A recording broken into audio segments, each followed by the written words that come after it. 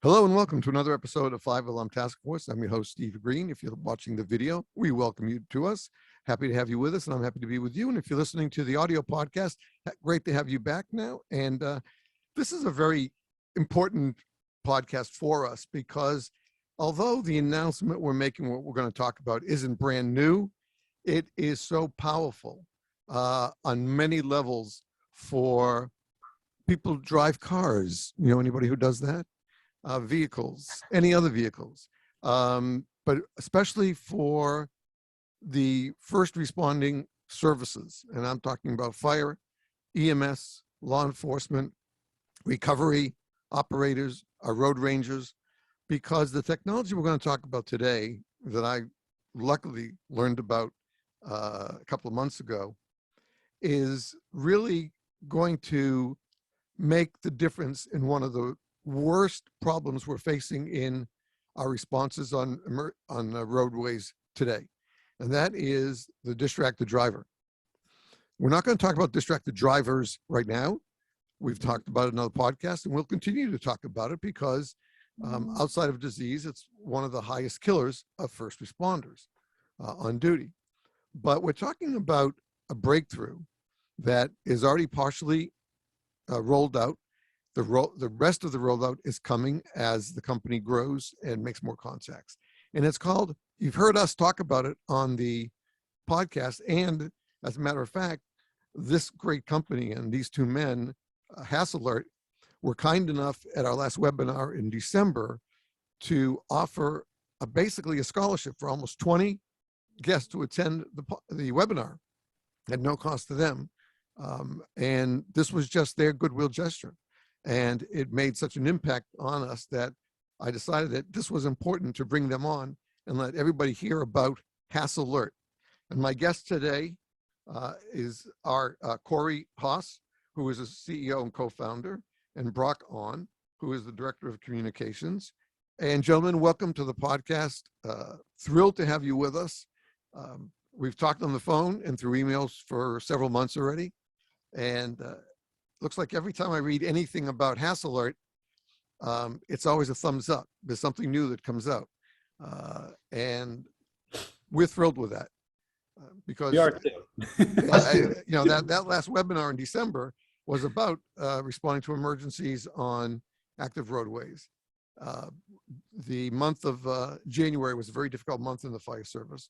We lost a number of firefighters, both to the causes that we're kind of used to, but also a number of them were hit on the scene. We just lost a young firefighter, I think it was a week ago or 10 days ago, who stopped to help somebody who's down on the road, broke down. He got out of his car, parked safely, as the report turned out, and yet was struck by a distracted driver who didn't see him. So, Corey, let's start with you talking about the vision you had when you started thinking about Haas Alert and the purpose that you saw for it. Yeah, no, thanks. Appreciate you having us on, and always happy to help. Good to be on the podcast. Looking forward to the conversation today. Look, with Haas Alert, I'm just transparently, I'm not a first responder. I never have been. We actually started this company because I was almost struck and killed personally by an ambulance here in the city of Chicago. And I worked in the automotive world for over a decade. And when that experience happened, what really got us going was starting to look at why can't emergency vehicles talk to connected cars? We actually thought this was going to be a much easier problem to solve. We started reaching out to cities and finding out, hey, how do we get the information of broadcasting where emergency vehicles are so that they can notify drivers in the roads? Those are coming up to the intersections. Something could go off on a mobile app or in their car. And what we quickly realized, there's a variety of reasons why that information isn't readily available or even possible to get.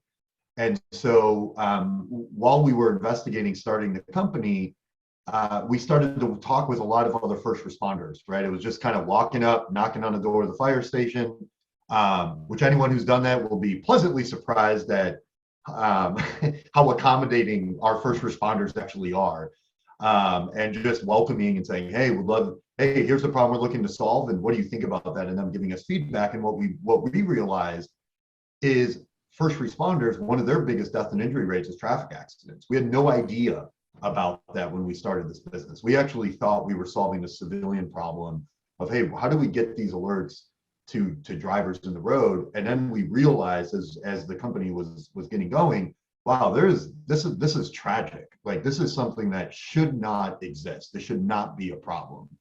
And so that's when kind of the vision wound up becoming less about the sort of how do we get this, every driver to be notified of these roadway hazards and first responders, and really started to take this more direct attention to how do we stop the struck by deaths for our police, our fire, EMS, utility, towing, work zone, DOT, safety patrol. I mean, you name it. You talk to anyone who works out on the roads, their biggest fear is getting struck and hit by a car, which sounds like, well, yeah, but firefighters, they go into burning buildings and there's other hazards of the job. It's always super surprising to folks that are outside of first responders and kind of outside of transportation to realize that. And that's when kind of a light bulb always goes off in folks' head, where they're like, wow, well, so how does this work? And that's really the mission and vision of the company, kind of turn to this, how do we ensure everyone gets home safely, versus kind of taking a very technical approach. And instead, we really lead with a safety approach. And it's really driven our business to be a safety company first and a technology company far second. That's very interesting.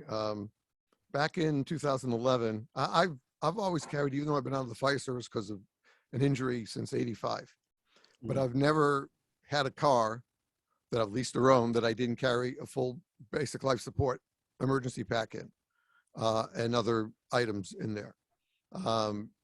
I've stopped well over 200 times, according to my family, those when they've been with me, because I just happened to be the first person on the scene of an emergency when nobody, And so I had pulled over to the side of a road up in outside in the Palm Beach County, main road. I knew it very well. Someone had fallen off a bus bench. So I pulled over as far as I could, partially on the grass. My four ways were on. And I walk over to the person. And as I'm trying to tend to them, I'm looking and I see this car coming down the same road in the same direction, but my flashes are on, everything, and they're not in the regular lane, the third lane. I'm in the emergency lane. They're now driving in the emergency lane. And at the last minute, they pulled away, and I wasn't near the car, thank goodness, at the time, had it been hit, but it really bothered me. So I invested probably close to $1,000 in emergency lights. Wow. For my own car. Now I can't use reds because of the traffic code. So I have on the front, I have amber and white, and on the back I have amber and red. And I've also taken to do the angle parking since that was developed. But the fact is that, and we've had other podcasts on with Chief Billy Goldfeder and some of the other ones about this. And the problem is, as we know, is that it's not as much as that our lights aren't working properly when we're on an emergency scene or responding. They work fine. It is the big D, the distracted driver. And we have lots of categories under the letter D.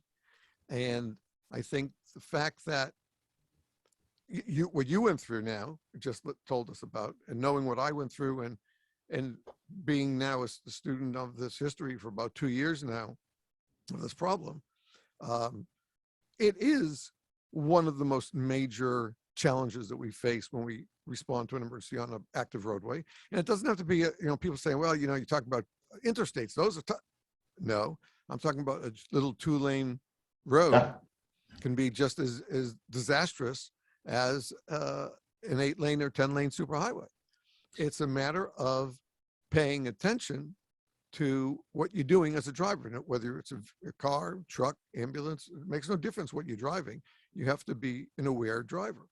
Yes. And I think that what you're telling us, this beginning was, I hate to say the word fortuitous, but it is, because you're coming in to a time where we desperately need this kind of help. Yeah, I mean, to your point, Steve, as we've really started to dig under the covers, the statistics and the facts around this are really shocking, right? We are at an all-time high in terms of the numbers of first responders that are struck and killed. We had 65 struck and killed last year across the emergency responder space. The truth is that those cases are the worst outcomes, right? That's the worst case scenario. Right. The NFPA actually reports that there's well over 16,000 just fire apparatus involved in collisions every single year. So you're talking 50 times a day almost, where fire departments are involved in some kind of collision involving other vehicles on the road. This is despite the fact that there are move over laws in all 50 states. Right. This is something that has been a major priority for national highway safety people over the last 20 years. So we've got move over laws in all 50 states. We have cars that are safer than ever before, right? And there's no doubt that the lighting industry, we partner with a lot of lighting manufacturers in the emergency responder space because obviously they're committed to solving this problem too. But the truth is no matter how bright you make those lights, no matter how loud you make those sirens, you're fighting against vehicles that are more insulated than ever before. Drivers are more distracted than ever before.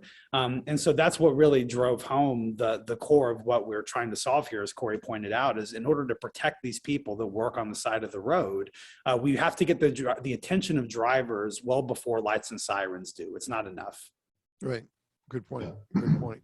Hey, and a lot of the work, so I sit on some principal on some NFPA committees, on the Manufacturer Association, lots of technical committees in the first responder space.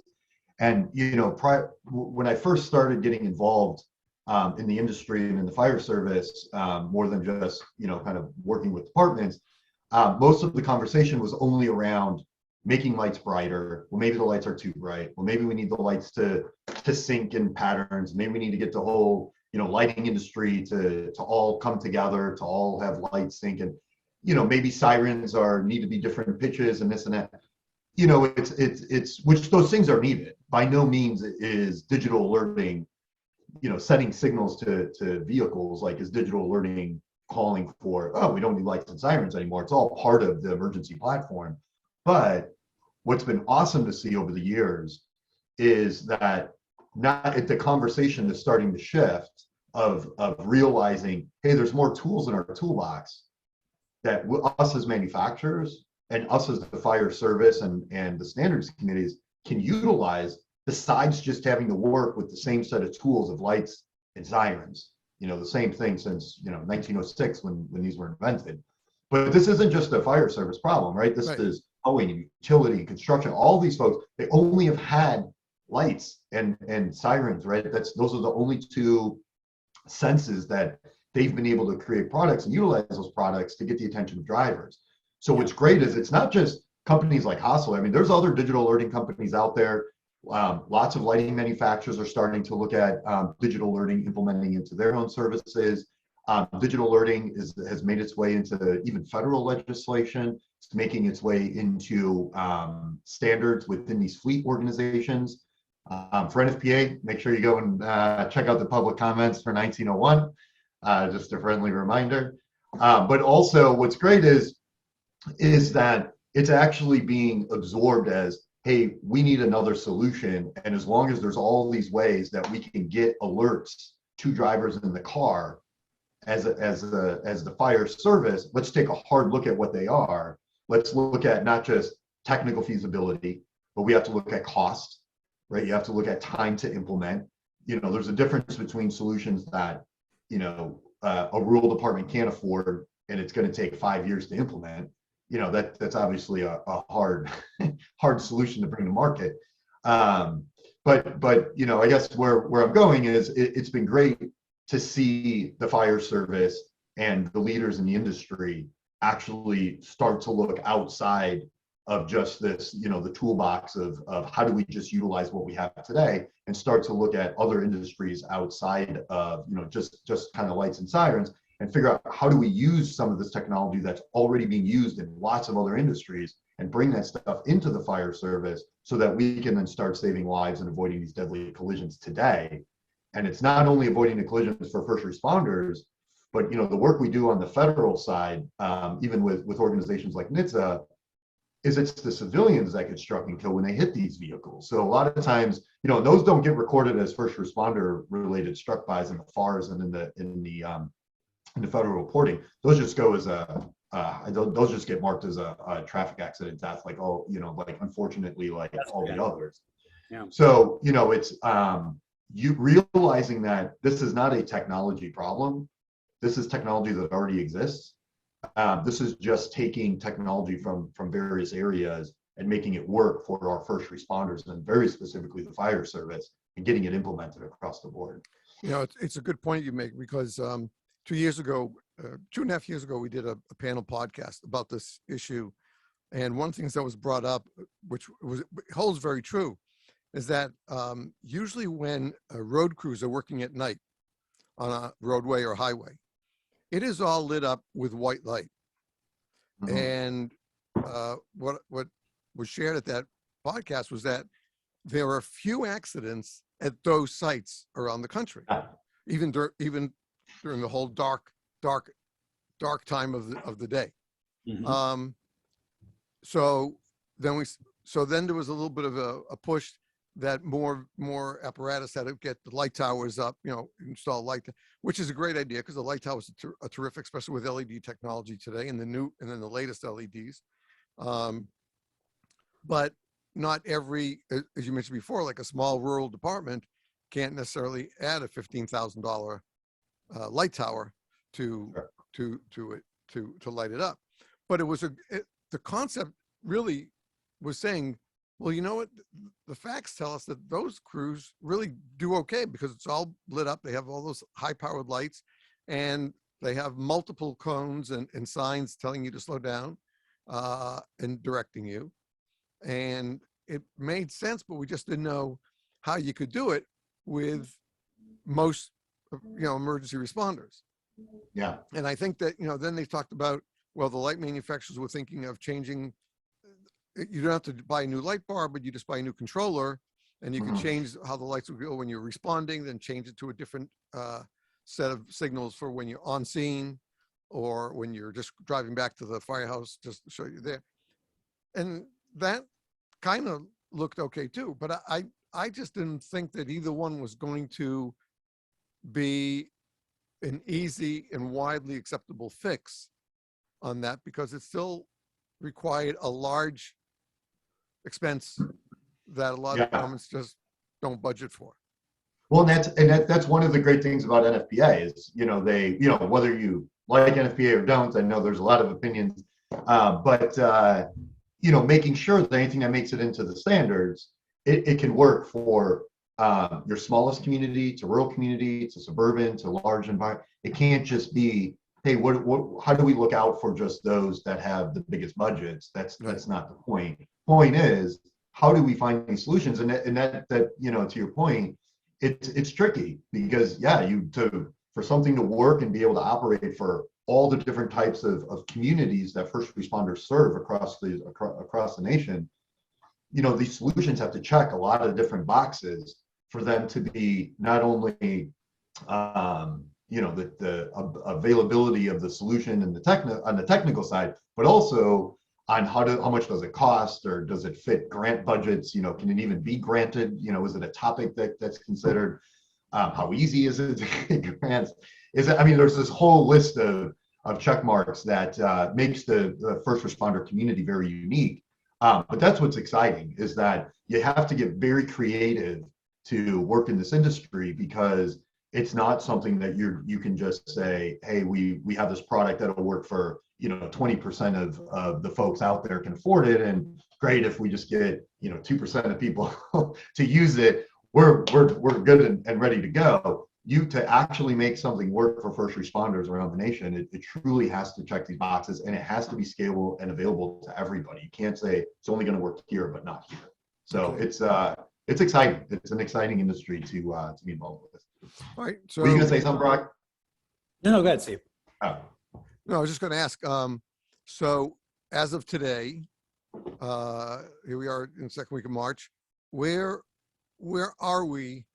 As I said to Brock before we started recording, that since we've gotten together in the partnership with Five Alarm Task Force Corp, every time I drive, I just put Waze on. For my community, for where I go, and I don't just stay in Coral Springs, Florida. I'm go through Broward County, Palm Beach County sometimes, but I just keep it on because I'm waiting to see if I get one of those alerts. Yeah. We do have the old ones, it says red light camera ahead, the next intersection. Those work fine. But I'm waiting for my first Haas Alert. If it happens, I don't want it to happen. I guess it's like, as first responders, we do our duty when we have to. It's not that we want to have to do the job. There's an excitement when you're a firefighter and you got a working fire and you're going to do that. Yes, there's no doubt from the time the tones drop to getting on the rig and going out there, there's excitement, the adrenaline flows, but you want to be able to do your job to the best of your ability, whether it's a fire, it's a traffic accident, heart attack, whatever. You want to just do it to the best of your ability and not really have to worry about your location, and where you are. So with that being said, so let's tell our viewers and listeners right now, because a lot of them probably have not heard of Haas Alert. Luckily, we did our stats for last year, 2021. We landed in 41 countries across 6 continents. And that doesn't mean that every podcast was viewed or seen that or listened to that way, but that's where we were. That's our stats. The company that is our host provides those, and over 60,000 accesses to our audio podcast. Not even the video, just the audio podcast. Had nearly 60,000 touches to it in various ways. People think it's just downloading, but it's not just downloading. They can get it embedded players and stuff like that. So where are we as of today? And then maybe we'll take the break after that, and then we'll talk about where are we looking? What are we looking at for tomorrow? Sure. So where are we for today, Brock? So sure. So I think to your point, Steve, let's do some level setting here. So what is a digital alert? The whole purpose of digital alerting is to notify drivers either in their vehicle dashboard or through a navigation app that there's an emergency vehicle or an incident ahead that they need to watch out to slow down and move over for. So that's the vision of our service, which is called Safety Cloud. And so Safety Cloud is the digital alerting solution that we provide to emergency responders, to work zone operators, anyone that works on the road and is trying to alert drivers to their presence. Okay. So where have we gone so far? So today, Safety Cloud is a standard safety feature in the vast majority of new fire apparatus. We partner with Pierce, Rosenbauer, Seagrave, Rev Group, Merriam Body, essentially just sorry, go ahead. Fraser Ambulance, right? Yeah, there's most emergency vehicle manufacturers, especially in the fire space, have now installed this as a pre-existing prepaid safety feature for fire department. So that has enabled us effectively to be rolled out in thousands of fire departments nationwide. One of the key elements here is, as Corey mentioned, for us, it's not enough to be available on a new fire apparatus. We know that the vast majority of fire departments have to use older apparatus, they're buying used apparatus. And so our service is also very, very easy to equip on aftermarket apparatus, no matter what make or manufacturer, no matter what type of light bar you have. And so the solution that we have in place now, which is being actively used in thousands of departments and agencies nationwide, is a passive solution. As soon as they turn on their light bar, alerts are being delivered. Those alerts are going out either if the emergency apparatus is en route or if it is on scene.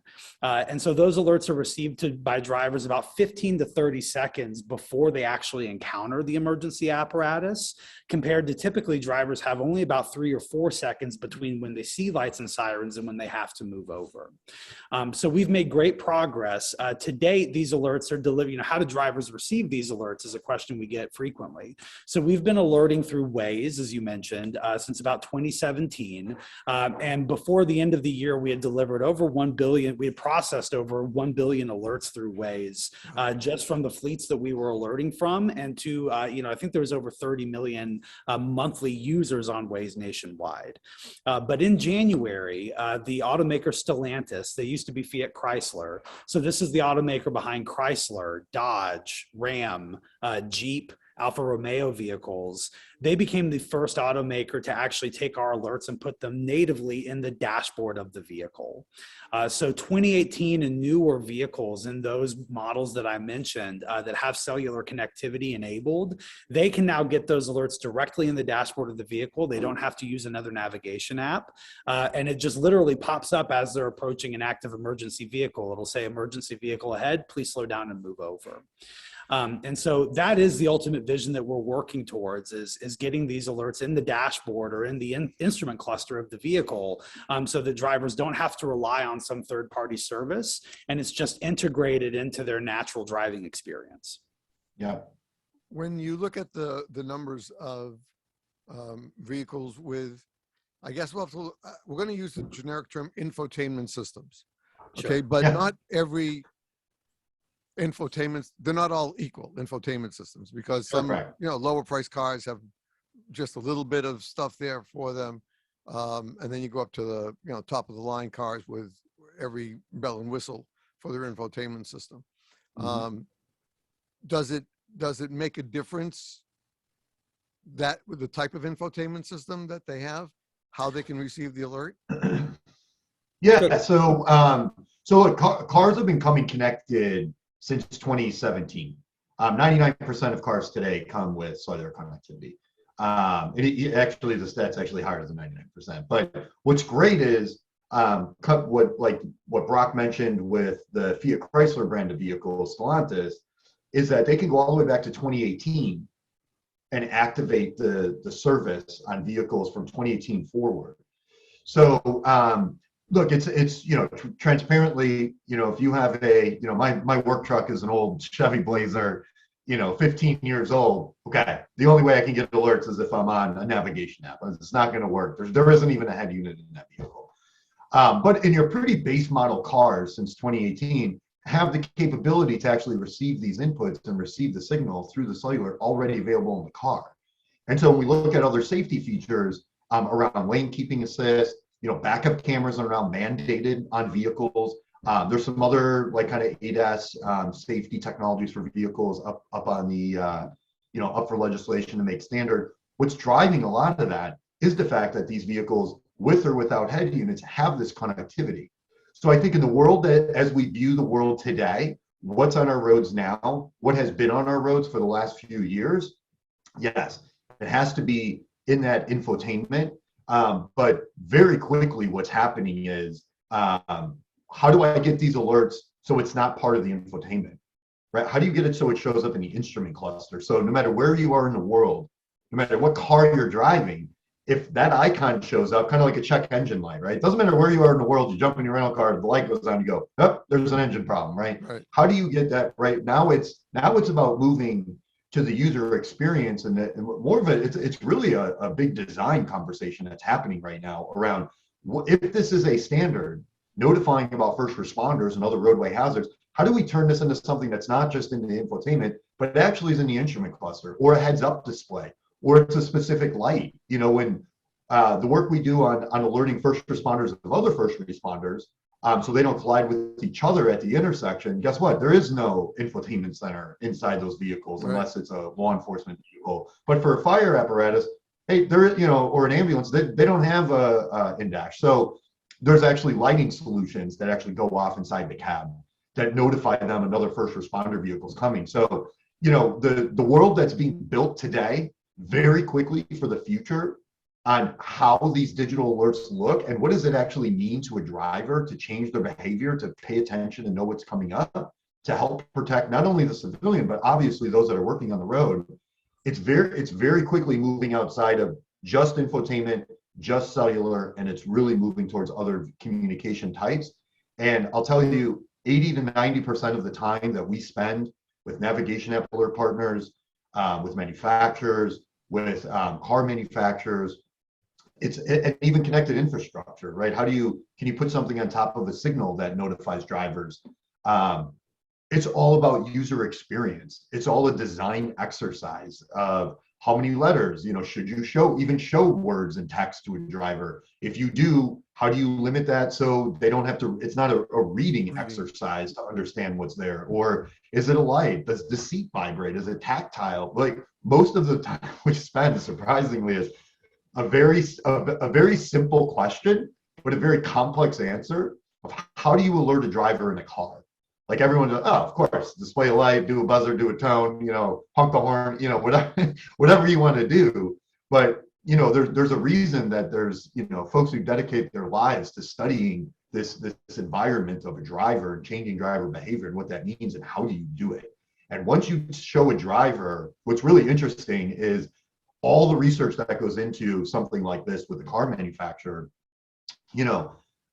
If you show them text, you show them a light, you show them a buzzer, you vibrate the seat, no matter what you do, you're changing their driver behavior. So so that's a big responsibility, right? It's a big responsibility for the first responders or for the car companies to say, hey, I'm going to change the behavior of a driver. So when you do that, you need to make sure you do it in the right way. And I think companies like Stellantis have done a great job putting in the time, the energy to really understand that, and all the other automotive partners that we're working with.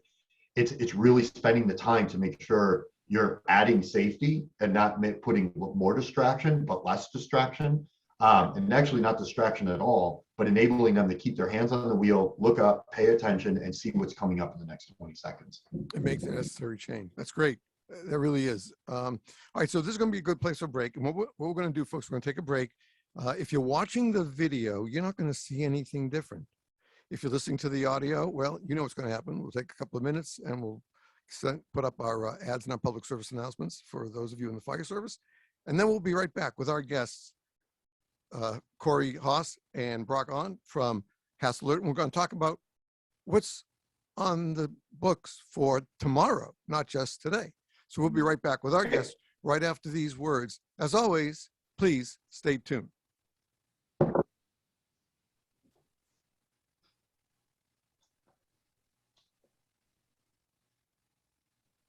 Hello and welcome back to this episode of 5 Alarm Task Force. I'm your host, Steve Green. And my guests today are Brock On and Corey Hohs from Haas Alert. And by now, hopefully, if you listen to the first half, you know what Haas Alert is. It is a technology that's going to be used, that is being used and continue to be used by first responders and even beyond that into DPWs and road crews and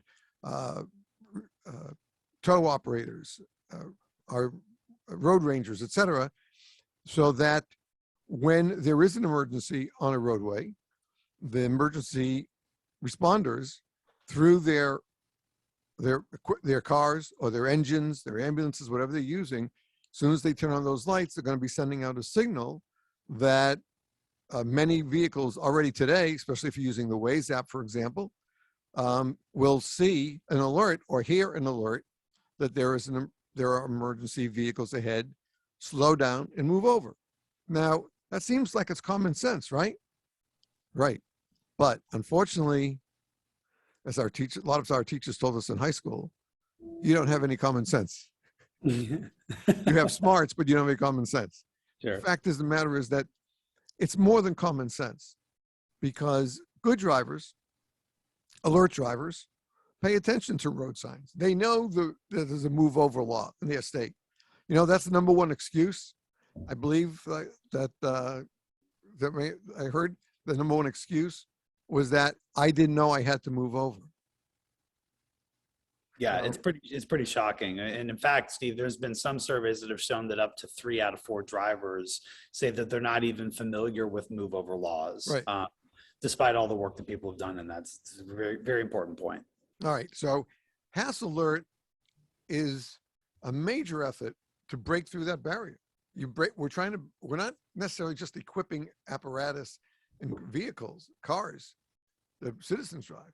We're trying to break through a psychological brick wall, I think. I got to get to where I'm going. I'm more important than anything else. I got to get there. I'll do anything I have to get there. mentality, because that's what we see on the roads. My road here in Coral Springs in Northwest Broward County, I live on a 25-mile posted right at my driveway, 25 miles per hour. Okay. We've had minimal support from the police department for radar units here. There's a school down the street, so they put a radar trailer at their school. Well, that's great, but every morning and afternoon, there's a police car at the school, whether that trailer is there or not. So people slow down anyway in that, 300 feet. But before that and after that, I call my right in front of my house, it's the new NASCAR test track. Because I've estimated, years ago, I actually purchased a radar gun on spec, we'll call it, and then I returned it. But I went out there, and on my street, we had 90% of vehicles posted speed limit 25 doing 40 or faster. 90% of the vehicles we hit with radar were going 45 or faster. It doesn't surprise me. Well, so to that point, Steve, so just some statistics around digital alerting. We've actually put a lot of work and effort into trying to help departments and highway safety policymakers understand the potential of digital alerting and how it can actually solve those problems. So there was a University of Minnesota study done that shows that whenever you give drivers advance warning of a hazard ahead, compared to just lights and sirens, you reduce the likelihood of a collision by about 90%, which is remarkable. Last year, we did a study with Purdue University, and they had statistics that showed that whenever you have an incident on the road, whether it be a work zone or an existing crash, the likelihood of a secondary crash increases about 24-fold, right? Because drivers are slamming on their brakes, they're gawking at the incident, whatever it might be. So Purdue University, over a 3-month period, they equipped Q trucks ahead of these incidents with digital alerting. And the remarkable thing is they found over those 3 months that even when only about 10% of drivers were receiving these alerts, there was an 80% net reduction in hard braking events on the road. Wow. So these are not small changes that digital alerting can lead to. These are transformative changes for the people that work on the road. We're also, I think about 80% of the fleet in DC Fire and EMS, Washington, DC, is equipped with our service. And that was partially funded by NHTSA because NHTSA wanted to sort of study the efficacy of digital alerting. And they found that whenever apparatus operators received an alert from Safety Cloud, they would reduce their speed by about 25% on average within the first second. So digital alerting, our vision here is to really establish digital alerting as a critical tool for road safety across the board. Again, we talk about this when we talk to fire departments about fire service personnel protection and road worker personnel protection. But as Corey mentioned, and as this is about the drivers themselves too. None of us wants to run into an emergency vehicle or a work zone. And the sooner we can get alerted, we like to say here, every driver alerted is a disaster averted, because that's the reality, is that whenever you get someone's attention and they move over, you've just prevented a tragedy with a very, very simple action.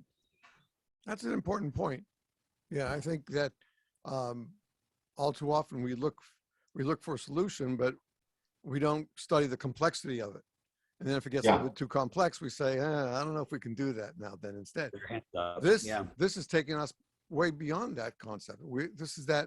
There's a problem, but we have a relatively simple solution, and that's just simply getting the attention of that driver for that moment, because we now, as you just said, you have studies that show that an alerted driver basically turns out to be a bit of a safer driver.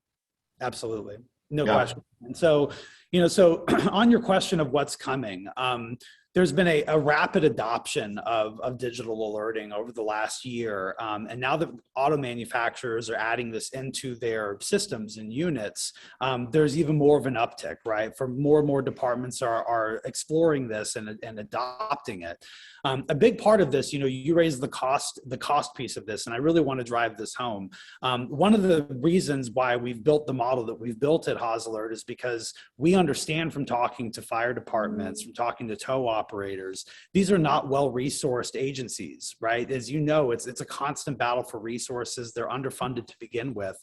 So Safety Cloud costs about $1 a truck a day. You're looking at a very, very low cost for protection.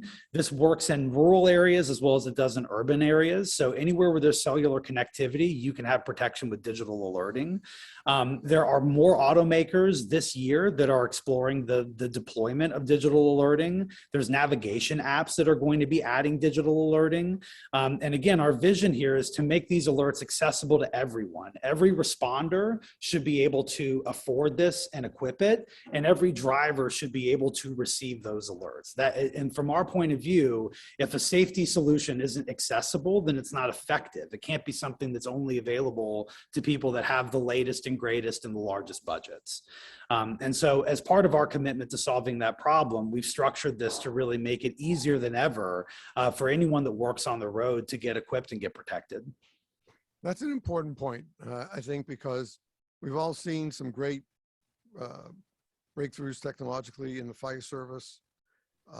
But, you know, it's hard for some departments, it's hard enough just to get bunker gear for their firefighters, their volunteers. I mean, That's Steve, right. we even went to so far. I mean, we have a full-time resources just dedicated to working with departments on getting grants and working with contracts and helping identify opportunities for them, because also a lot of these departments just need help on just identifying these types of grants, or you know, for them to go and fill out and apply for safety technologies and safety solutions. And sometimes, you know, unfortunately, some of those funds even don't get used, just for the simple fact that folks don't realize they're there. So, you know, from a even from a procurement side, you know, being able to make this seamless, you know, how somebody purchases is a product in itself, because for first responders, as we know, it can get very sticky and lengthy depending on how that purchasing process is set up. So, you know, one of the things that's important, not just from Haas Alert, I think some, you know, other digital learning partners do this well too, is making the solution not only affordable but available and within reach to be able to get without having to go through very complex and expensive processes. So, you know, that's one of the other things that we consistently hear, especially from federal customers. Mm-hmm. You know, federal fleets use these technologies as well. I don't know if you've ever tried to sell something to the federal government, but you think state and local is stuff. You know, but that's part of it, is like, if you go at it saying, hey, if this is truly going to be available, then it has to be equitable, which means it has to be available to everybody, not just in cost, but even on the acquisition side. It means you're putting that first. You're not just saying, hey, I'm going to throw this up on a website and call it a day. It's taking those extra steps and making sure you're dedicated to making sure that the solution is equitable for everybody. And that's easier said than done. But you know, we really try to do our best to make sure that that's available, and also educating all the other programs that fund safety equipment, because sometimes they just don't know that solutions out in the market actually exist. So when folks, you know, go to write in their grants and things, sometimes the grantor authorizer is like, I don't even know what this is, reject it. You know, so we take on the responsibility of also educating not just first responders, you know, not just those decision makers, but also making sure that everybody in the fire service understands what this is, and that, hey, the departments need these kind of solutions, whether it's from Haas Alert or somebody else. Like, this is a huge problem, and there are ways that we can address it today, right now, on our roadway. That's right. Well, I think that's probably the most important factor, is that Haas Alert it's kind of breaking a mold of emergency, I'll call it just emergency equipment, because most of the manufacturers, while they will try to work with the department in specing an apparatus, something like that, it's still going to be a very expensive investment. And oftentimes they'll have to drop 10 and punt and settle for less because that's all they can afford, et cetera, et cetera. We're going to be, oh, look at this. This is amazing. This would be so good for us. Yeah, we can't afford that. Right. But I think what I've heard from both of you today is that, and I don't know about any other companies because I haven't heard about the other ones. All I know is Haas Alert. Well, I won't plug them here, but No, that's all right. That's okay. Yeah. But I think what I'm seeing, not just in our interview, but from our first contact together, and your willingness to help in the webinar last December, is the fact that you're more concerned with getting the product out into the right in the hands of the people who need it most, because they're not buying a new apparatus, they're not speccing out all new lights and sirens, controllers and stuff like that. It's something that just a little transmitter that they put in, and you're making it in such a way that it's probably affordable for most departments, no matter their size. and easy to set up. I mean, this stuff takes 20 minutes to add onto the truck. And, you know, I think in a broader sense, any company, you know, I was kidding about plugging, but, you know, any company that's working on safety to help save the lives of first responders, I mean, we're all friendly competitors. We all work together. But I think one of the key things is, you know, take connected SCBAs, for instance. If the way that those are that come to market, you know, if somebody brings a connected SCBA, you know, it has a tracker in it, and it's sold traditionally how everything else is sold, a city or an agency might go, oh, that has data on it, that's fleet tracking, and it gets sort of wedged into this technology bucket. And that comes along with, well, IT's getting involved and all these kind of things. It actually doesn't have anything to do with it, right? It has nothing to do, but sometimes agencies just aren't sure what to do. And so if the folks that are bringing these new solutions and new services, you know, to the fire service aren't bringing also sort of the wrapping around it to say, this is what it is and how it works and how you can acquire it, it can get sort of lost in sort of the processes that already exist, and someone just sort of throws it into a technology bucket. Well, now, you know, that's a very different path. Yes. Where when a fire chief looks at a connected SCBA and says, hey, this is life-saving for my crew. This is going to keep my people alive. This is going to help me fight this fire safely. This is going to help, you know, it has all these benefits, and it's looked at as a piece of life-saving equipment. Technology aside, no, it doesn't matter how it works, right? It's that piece of equipment I can put in the hands of my first responders, and it's going to make a difference. That takes a very different path when you're talking about how do I actually get these kind of solutions to my agency and bring that into the fire service. And I think we've seen this time and time again, where, you know, really great services and products are brought to the market, and even some that the federal government has even funded to get. You know, they help stimulate like a lot of R&D to get these products out there and commercialize them. And sometimes, unfortunately, if it falls off right at the very end of how to bring it to market, that causes other problems. So, you know, I just want to make the point of, you know, there's a lot of great technologies and a lot of great solutions out there. One of the critical things is making sure that, you know, as the fire service, we're making sure we're looking at them through the right lens. Right. And I think the chiefs are starting to do that. Who are more familiar with technology as the younger folks are coming up through the ranks. It's a little more of a familiar territory to them.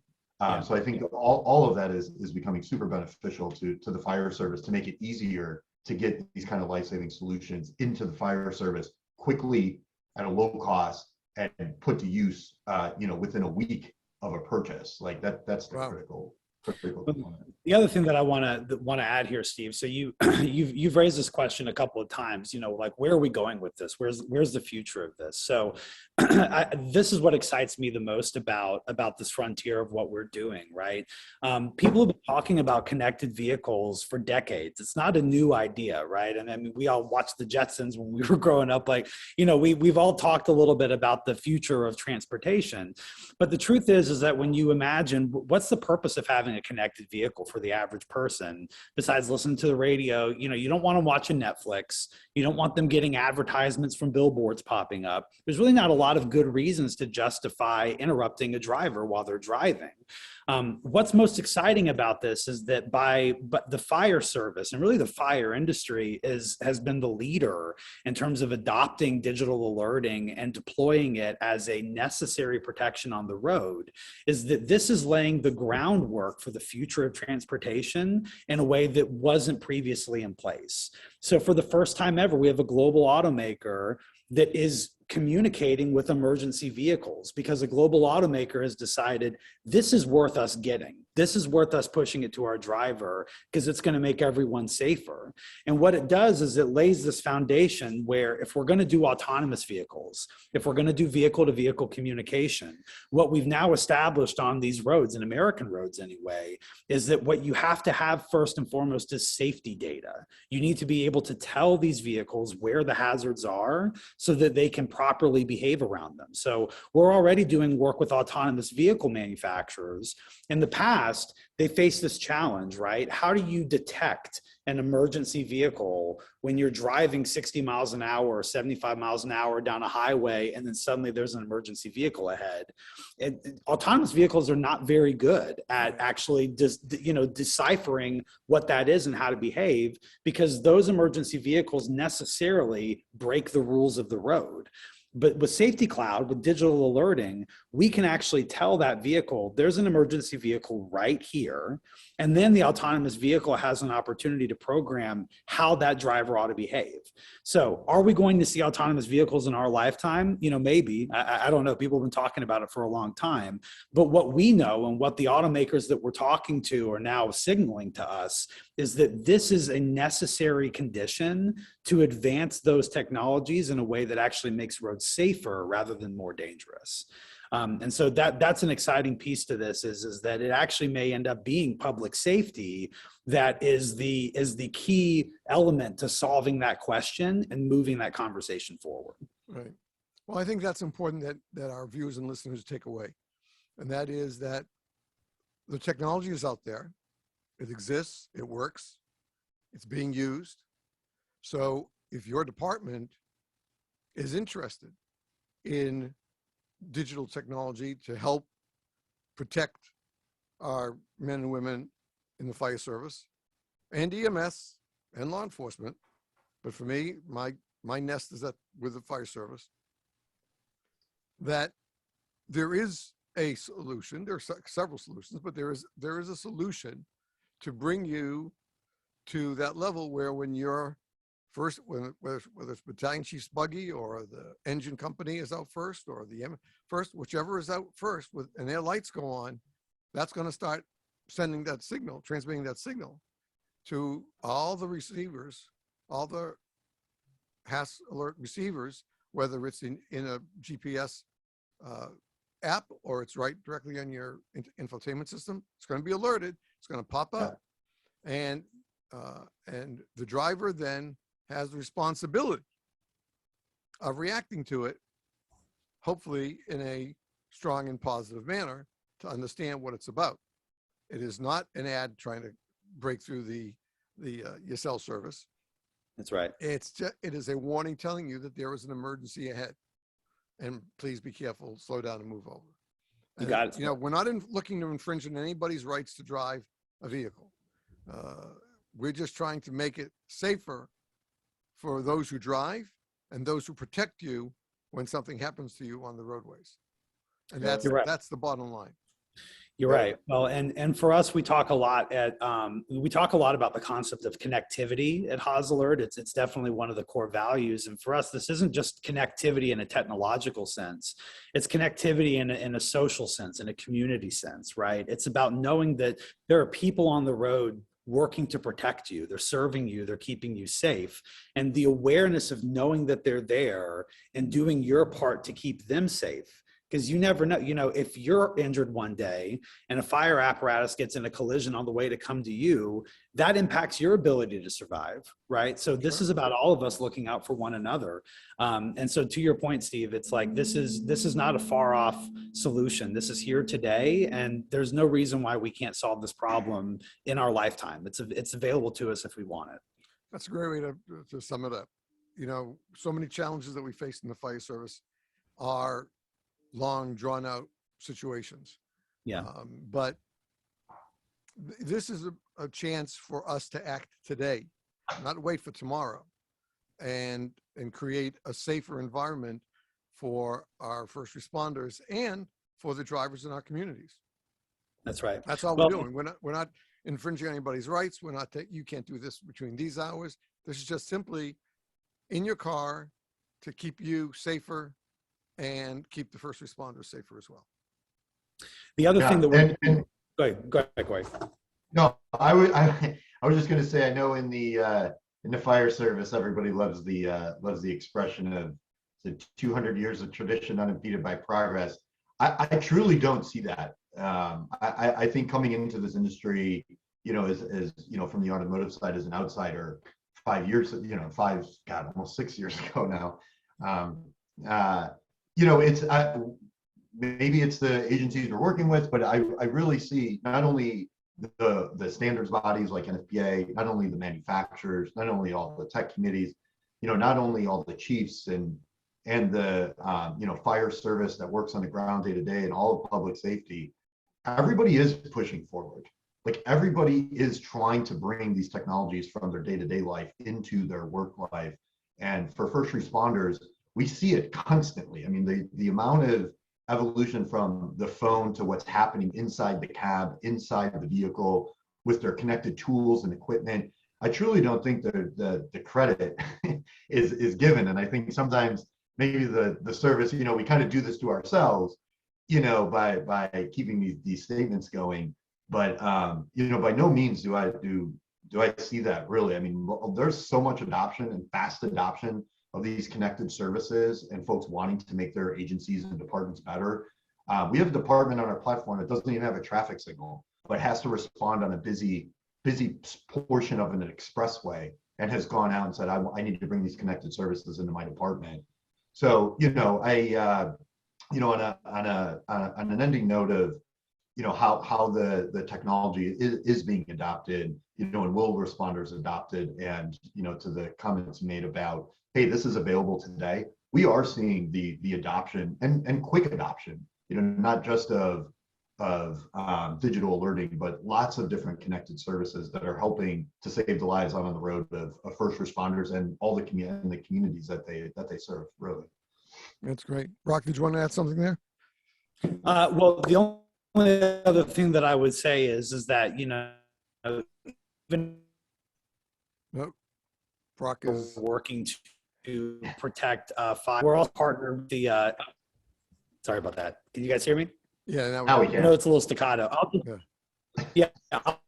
just say you can visit haasalert.com to keep track of all the work we put. Sorry about that. That's okay. Haasalert.com, folks. HAASALERT.com. Haasalert.com. Yep. And you can find out more information about Safety Cloud. And if you're listening and your department might be interested, contact the folks at the Haas Alert. See what they have to say, see what they can do for you. I can tell you just the concept of it makes it, every discussion about it, worthwhile, because it is a tool far beyond our SCBA, far beyond our smart nozzles. It is really a tool that can truly save our lives and save the lives of motorists on any roadway where they encounter it. So for that, just that ability, I thank you guys. It's wonderful. We're thrilled to have you as part of our promotional partner group, and we look forward to a long and successful relationship with Haas Alert. and love to see you grow and love to hear new news and great news from the company. Yeah, well, very good. Well, thanks for having us on, and be safe out there. Thank you. Yeah, it's an honor. Thank you, gentlemen, very much. Folks, if you're listening to the video, watching the video, this is going to be the end of the show. If you're listening to the audio, as you know, yes, there'll be a little bit more that's coming up afterwards. And we'll be right back after that. But for those of you who are leaving us now, thank you for tuning in. We sincerely appreciate it. Stay safe and stay well. And let's make sure everyone goes home. See you next time.